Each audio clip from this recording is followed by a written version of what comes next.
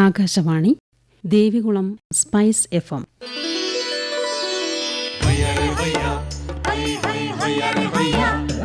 കിസാൻ വാണി.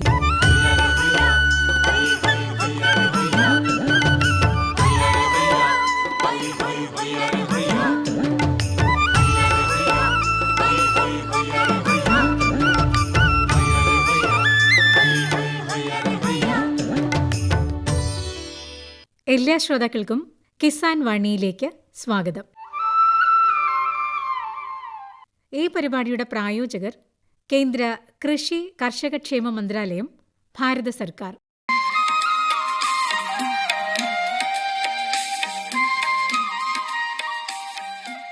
പ്രിയ ശ്രോതാക്കളെ,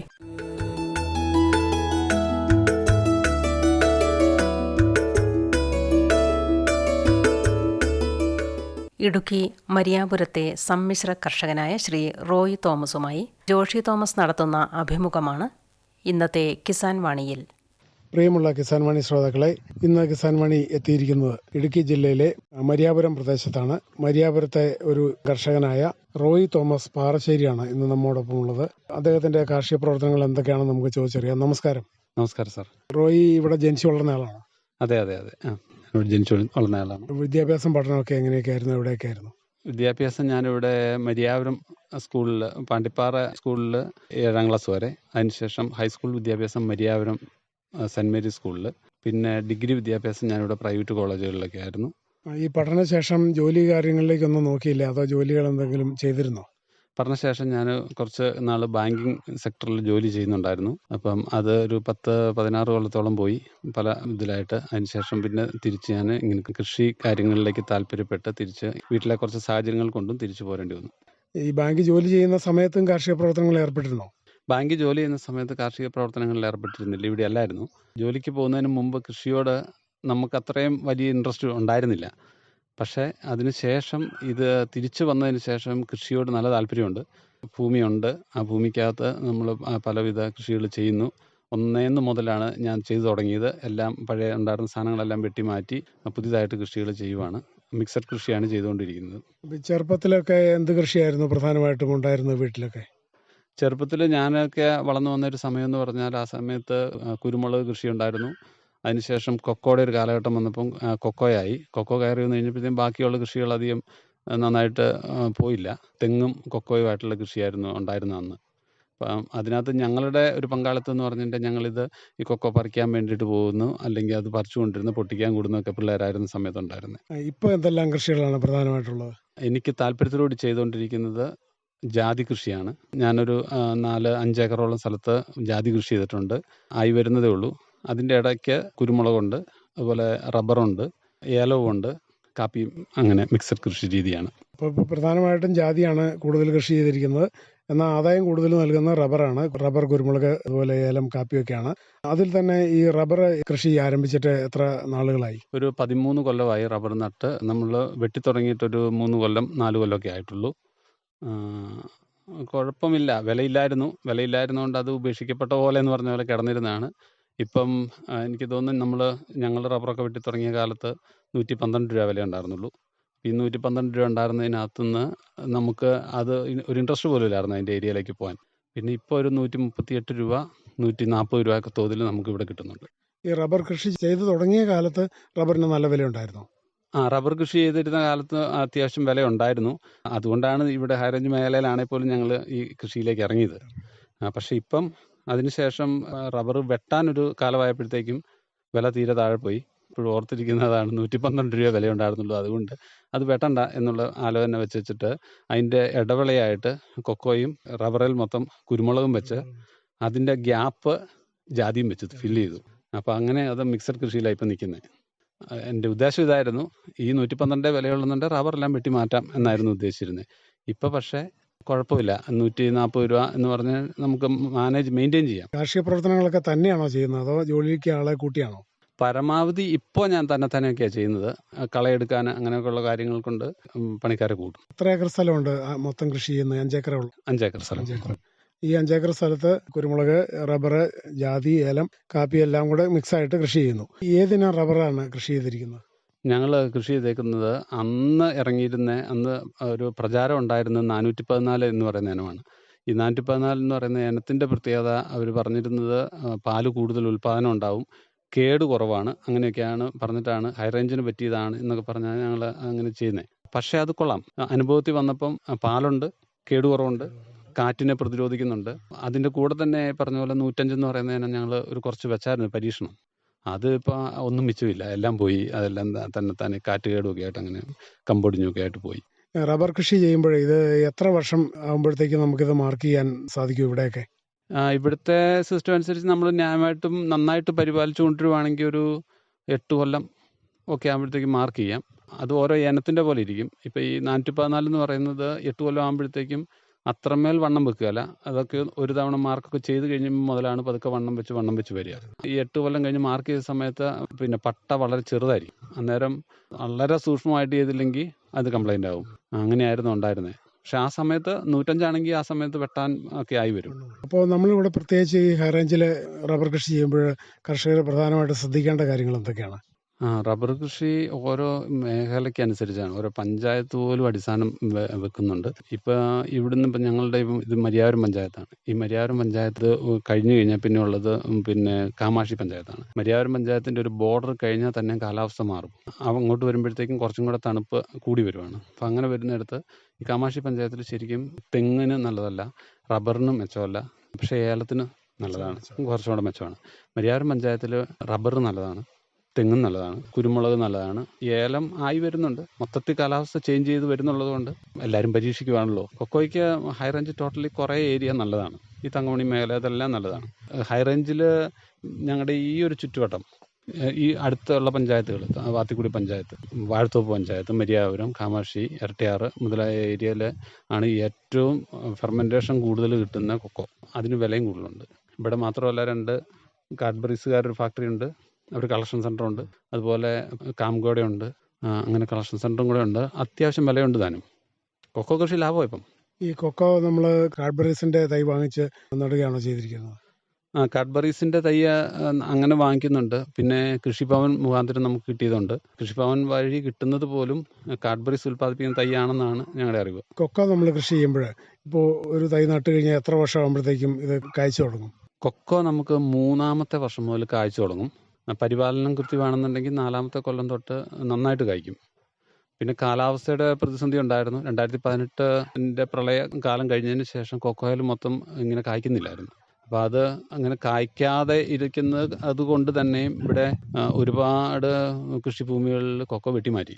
എൻ്റെ പുതിയ കൊക്കോ ഞാൻ പുതിയ കൃഷി ചെയ്തിരുന്നതുകൊണ്ട് ഞാനത് മാറ്റിയില്ല. പക്ഷേ ഈ കഴിഞ്ഞ സീസണിൽ എനിക്ക് കുറച്ച് കായ്ച്ചു കിട്ടി.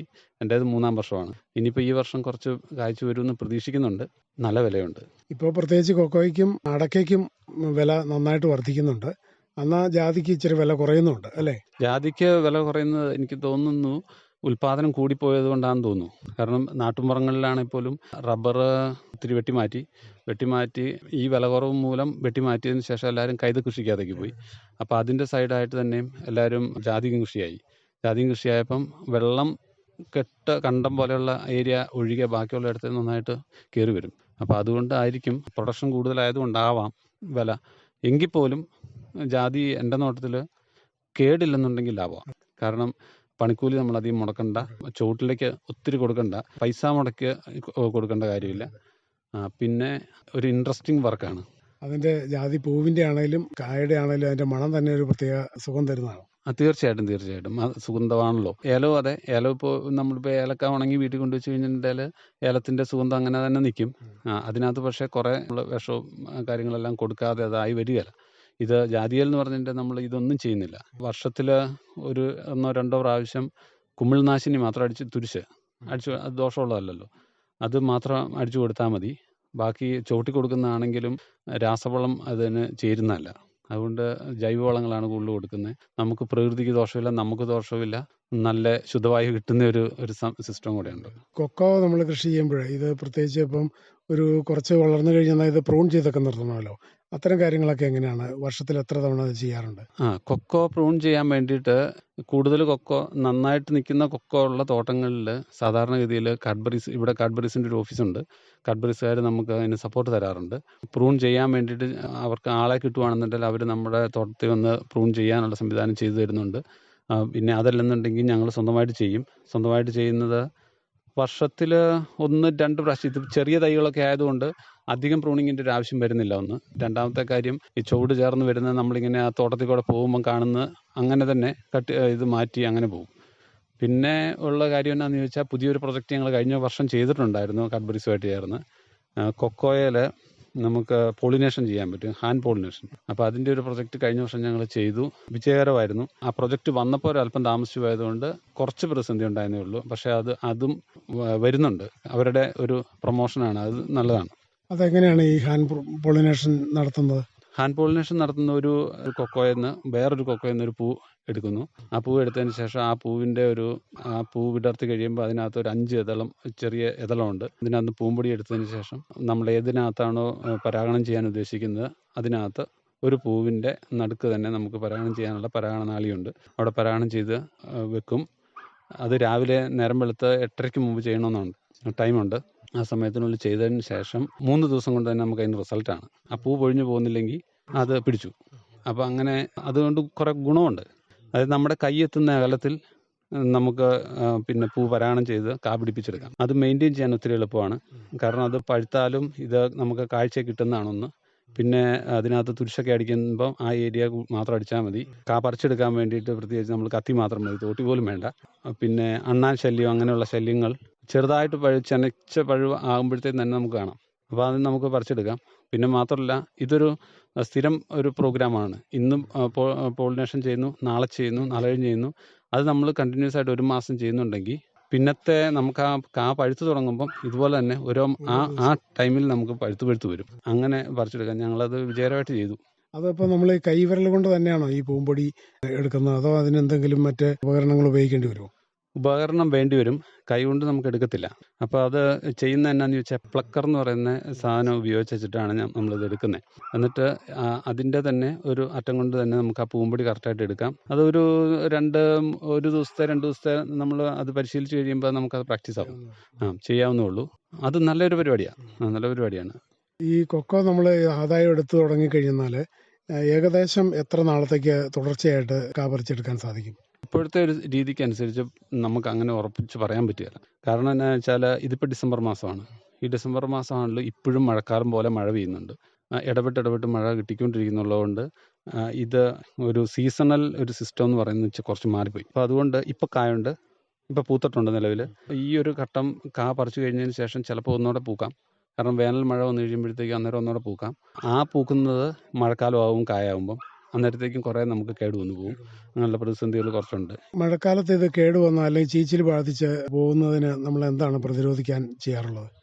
മഴക്കാലത്ത് എങ്ങനെ പ്രതിരോധിച്ചാലും കുറച്ച് നമുക്ക് പോവും. നമ്മളിപ്പോൾ ചെയ്തുകൊണ്ടിരിക്കുന്നത്, കഴിഞ്ഞ വർഷം ഞങ്ങൾ പുതിയതായിട്ട് ചെയ്തത് എന്നാന്ന് ചോദിച്ചിട്ടുണ്ടെങ്കിൽ, ഡോളോമൈറ്റ് വാങ്ങിച്ച് നമ്മൾ ചുവട്ടിലിട്ട് കൊടുക്കും. ഡോളോമൈറ്റ് ചുവട്ടിലിട്ട് കൊടുത്തിട്ട് ഒന്നെങ്കിൽ COC അല്ലെന്നുണ്ടെങ്കിൽ തുരിശ്, ബോഡോമിശ്രിതം അടിച്ചു കൊടുത്തു കഴിയുമ്പം കുറച്ചൊക്കെ പ്രതിരോധിക്കാം. എന്നാലും കുറച്ചൊക്കെ നഷ്ടം വരും. ഇപ്പോൾ നമ്മൾ വിളവെടുത്ത് തുടങ്ങിക്കഴിഞ്ഞാൽ ഇത് പുളിപ്പിച്ച് ഉണങ്ങിയാണല്ലോ വിൽക്കുന്നത്. അതെ. അപ്പോൾ അങ്ങനെ വിൽക്കുമ്പോൾ നമ്മൾ ഏകദേശം എത്ര കിലോ പച്ച പരിപ്പ് ഉണങ്ങിക്കഴിഞ്ഞാൽ 1 കിലോ ഉണക്കപ്പരിപ്പ് കിട്ടും? ഇപ്പോഴത്തെ ഒരു ടൈമാണെങ്കിൽ, അതായത് വേനൽ സമയങ്ങളിലാണെങ്കിൽ നമുക്കൊരു 2.5 മുതൽ 3 കിലോയ്ക്കുള്ളിൽ നമുക്ക് 1 കിലോ ഉണക്ക കിട്ടും. അത് ചിലപ്പോൾ 2 കിലോയ്ക്കൊക്കെ കിട്ടാറുണ്ട്. കാരണം വെച്ചാൽ ഇത് പുതിയ തൈകളൊക്കെ വരുമ്പം നമുക്ക് അതിനകത്ത് തിക്കായിട്ട് തന്നെ കാ കാണും. അത് തന്നെ വലിയ കായുടെ പരിപ്പിൻ്റെ വലുപ്പത്തിനൊക്കെ അനുസരിച്ചാണ് കിട്ടുക. എന്തായാലും ഒരു 2.5 കിലോ മുതൽ 3 കിലോ വരെ എടുക്കല. മഴക്കാലത്തൊക്കെ ആണെങ്കിൽ 3 കിലോ വരെ വരുന്നുള്ളൂ. 2.5 കിലോയ്ക്ക് കിട്ടും. ഇത് നമുക്ക് ഉണങ്ങാനൊക്കെ വീട്ടിൽ തന്നെ സൗകര്യമുണ്ടോ? ഉണങ്ങാനായിട്ട് ഇപ്പോൾ വേനൽക്കാണെന്നുണ്ടെങ്കിൽ നമുക്ക് വേനൽ അല്ലാതെ തന്നെ ഉണങ്ങിപ്പോവും. മഴയത്ത് ഉണങ്ങാൻ വേണ്ടിയിട്ടുള്ള സൗകര്യങ്ങളില്ല. മഴയത്ത് നമ്മൾ ഉണങ്ങുന്നില്ല. ഇവിടെ കളക്ഷൻ സെൻ്റർ ഉണ്ട്, അവർ കൊണ്ടുപോയി പുറത്ത് തമിഴ്നാട്ടിലൊക്കെ കൊണ്ട് ഉണക്കുന്നു. ഉണങ്ങിയ കൊക്കോപ്പരിപ്പിന് വിൽക്കുമ്പോൾ എത്ര രൂപ വരെ വില ലഭിക്കുന്നുണ്ട്? കഴിഞ്ഞ ആഴ്ചയിലൊക്കെ വന്നേക്കുന്നത് 300 രൂപയ്ക്ക് മുകളിൽ വരെ വില വന്നിട്ടുണ്ട്. ഞാൻ ലാസ്റ്റായിട്ട് കൊടുത്തത് 290 രൂപയ്ക്കാണ്. ഇപ്പോൾ എൻ്റെ കയ്യിൽ കുറച്ച് ഇരിപ്പുണ്ട്, പക്ഷേ അത് കൊടുക്കാൻ അതിൻ്റെ വില ഞാൻ ഏറ്റവും ലേറ്റസ്റ്റ് എനിക്ക് അറിഞ്ഞുകൂടാ. ഒരു 15 ദിവസം മുമ്പ് 290 രൂപയ്ക്ക് കൊടുത്തു. ഇത്രയും വില കൊക്കോയ്ക്ക് ഇതിനു മുമ്പ് ലഭിച്ചിട്ടില്ല എന്ന് തോന്നുന്നു, അല്ലേ? ഇല്ല, ആദ്യമായിട്ടാണ് ഈ വിലയുണ്ടെന്നുണ്ടെങ്കിൽ കൊക്കോ കൃഷി ലാഭകരമാണ് ഉള്ളവർക്കാണെന്ന് മാത്രം. കാരണം ഇത് ഉണ്ടായി വരണമെങ്കിൽ 3 കൊല്ലം എടുക്കുമല്ലോ. പിന്നെ കൊക്കോ കൃഷി ചെയ്ത് കഴിയുമ്പോഴത്തേക്കും പറമ്പ് കൃഷിത്തോട്ടം മുഴുവൻ അടഞ്ഞു പോകും. അപ്പോൾ അടഞ്ഞു പോയി കഴിയുമ്പോൾ വേറെ കാര്യങ്ങൾ അതിനകത്ത് നടക്കുകയില്ല. അത് കൊക്കോയ്ക്ക് മുകളിൽ നിൽക്കുന്ന സാധനങ്ങൾക്ക് മാത്രമേ നമുക്ക്, റബ്ബറാണെങ്കിൽ കുഴപ്പമില്ല, കാരണം റബ്ബർ നമുക്ക് വളർന്നു പോകുമല്ലോ. തെങ്ങ് കുഴപ്പമില്ല, ബാക്കി കൊടി, കുരുമുളക്, ഏലം ഇങ്ങനെയൊക്കെയുള്ള സാധനങ്ങൾക്കെല്ലാം പ്രശ്നമാണ്. हर जोखिम से निकल कर फसल आए, सुरक्षित हो जाए। फसल बीमा से हर किसान अब आत्मनिर्भर हो जाए। संकट के समय प्रधानमंत्री फसल बीमा योजना किसानों के लिए वरदान है। अब सूखा पड़े या बाढ़ आ जाए, कोई डर नहीं। अब ओले पड़े या कीट पतंगे फसल खा जाए, कोई फिक्र नहीं, क्योंकि हमने लिया है प्रधानमंत्री फसल बीमा। बुआई से फसल कटाई तक हर जोखिम का दावा, न्यूनतम प्रीमियम पर अधिकतम भुगतान का वादा। योजना से हर साल जुड़ रहे हैं 5 करोड़ से ज्यादा किसान। अब आपकी है बारी। नजदीकी कृषि कार्यालय, सहकारी समिति, बैंक शाखा, अधिकृत बीमा कंपनी या जन सेवा केंद्र में स्वेच्छा से करा सकते हैं पंजीकरण। फसल बीमा पोर्टल या फसल बीमा ऐप द्वारा भी कराया जा सकता है पंजीकरण। प्रधानमंत्री फसल बीमा योजना, आपकी फसलों का संपूर्ण सुरक्षा कवच। कृषि एवं किसान कल्याण मंत्रालय, भारत सरकार।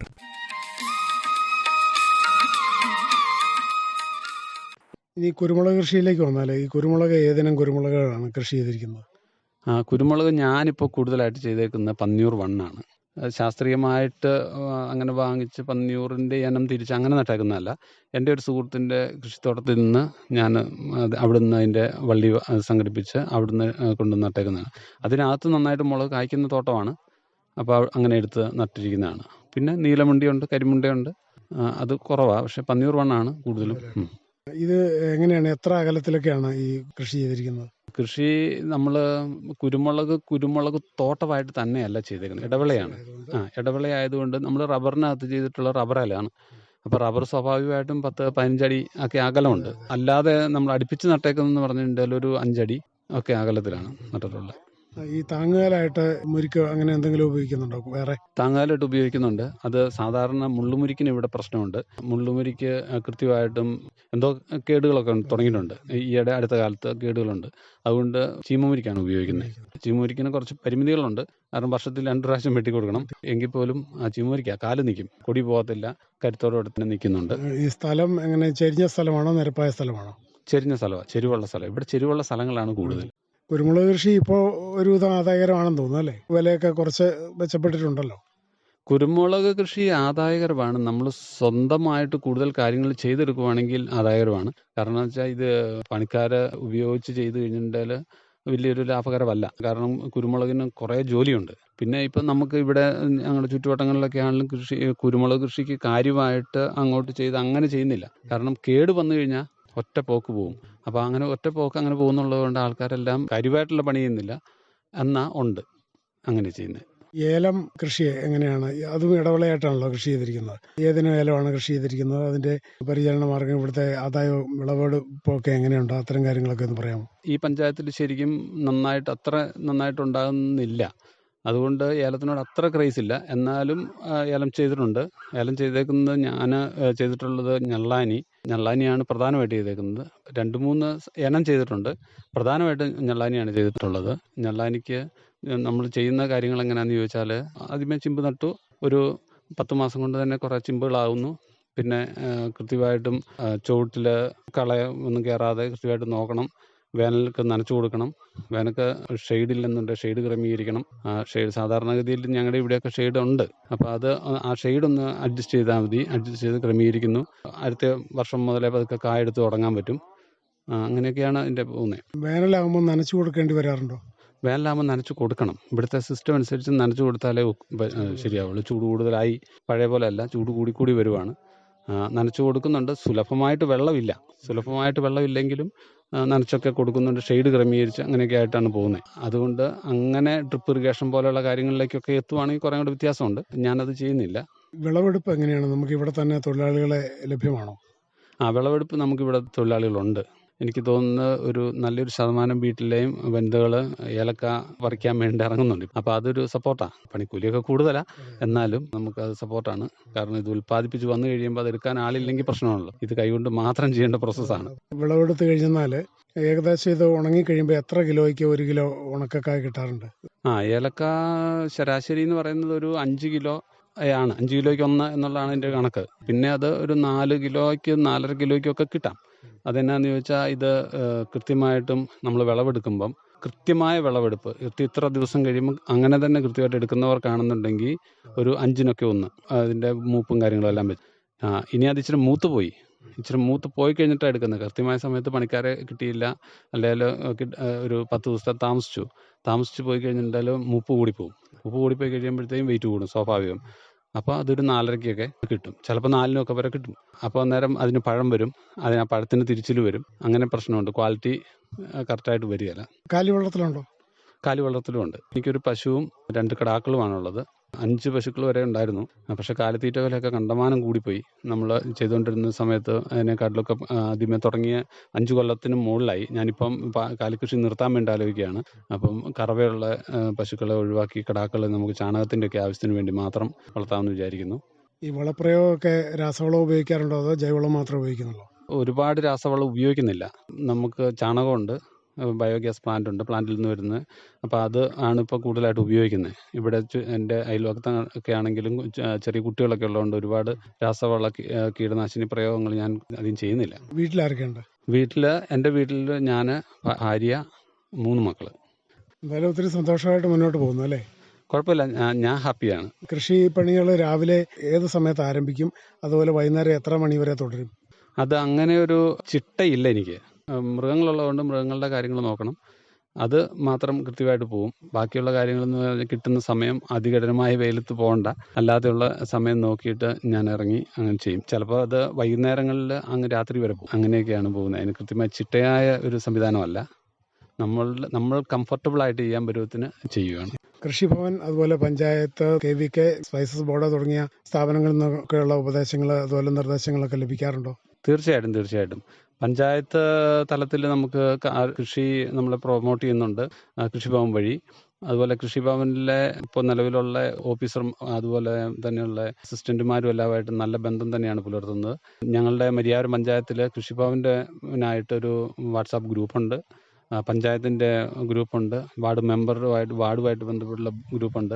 അപ്പോൾ അവിടുന്ന് എന്തെങ്കിലുമൊക്കെ തൈകൾ അങ്ങനെയൊക്കെയുള്ള കാര്യങ്ങളെല്ലാം ഞങ്ങൾക്ക് തരാറുണ്ട്. ഞാനീ പറഞ്ഞ പോലെ കൊക്കോ വെച്ചേക്കുന്ന പോലും ഞാൻ പഞ്ചായത്തിൻ്റെ നട്ടേക്കുന്നത് പഞ്ചായത്തിൽ നിന്ന് കിട്ടിയതാണ്. അതുപോലെ ജാതി എനിക്ക് കുറച്ച് പഞ്ചായത്ത് കൃഷിഭവൻ വഴി തന്ന ഇതുണ്ട്. പഞ്ചായത്തും കൃഷിഭവനെല്ലാം നന്നായിട്ട് നമ്മളോട് സപ്പോർട്ട് ചെയ്യുന്നുണ്ട്. പ്രധാനമന്ത്രി കിസാൻ സമ്മാൻ നിധിയുടെ ആ തുക ലഭിക്കുന്നുണ്ടോ? ആ തുക ലഭിക്കുന്നുണ്ട്, എനിക്ക് ലഭിക്കുന്നുണ്ട്. എന്തായാലും ഒത്തിരി സന്തോഷം. ഇത്തരം കാര്യങ്ങൾ ശ്രോതാക്കൾക്ക് വേണ്ടി പങ്കുവച്ചതിന് നന്ദി. ഇടുക്കി മരിയാപുരത്തെ സമ്മിശ്ര കർഷകനായ ശ്രീ റോയ് തോമസുമായി ഇതുവരെ സംസാരിച്ചത് ജോഷി തോമസ്.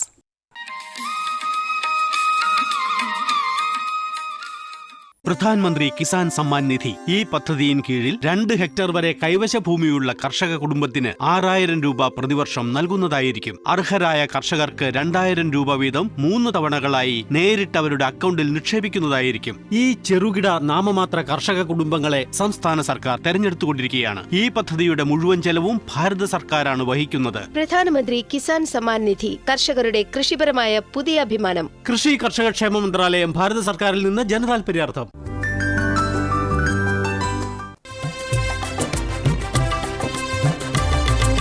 സഹകരണത്തിൻ ബലത്തിൽ വികാസത്തിനു ചുവട് വയ്ക്കാം.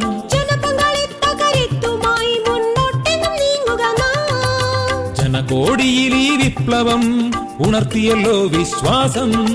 നാം ഒത്തുചേർന്ന വികാസത്തിനെ പതാക പറത്തിടാം. സഹകരണം നമ്മുടെ വികാസത്തിൻ പ്രതീകം.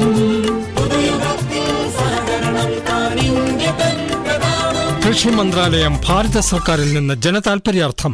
ഈ പരിപാടിയുടെ പ്രായോജകർ കേന്ദ്ര കൃഷി കർഷക ക്ഷേമ മന്ത്രാലയം, ഭാരത സർക്കാർ. എല്ലാ കിസാൻ വാണി ശ്രോതാക്കൾക്കും കൂപ്പുകൈ. ഹയ്യ ഹയ്യ ഹയ്യ ഹയ്യ ഹയ്യ.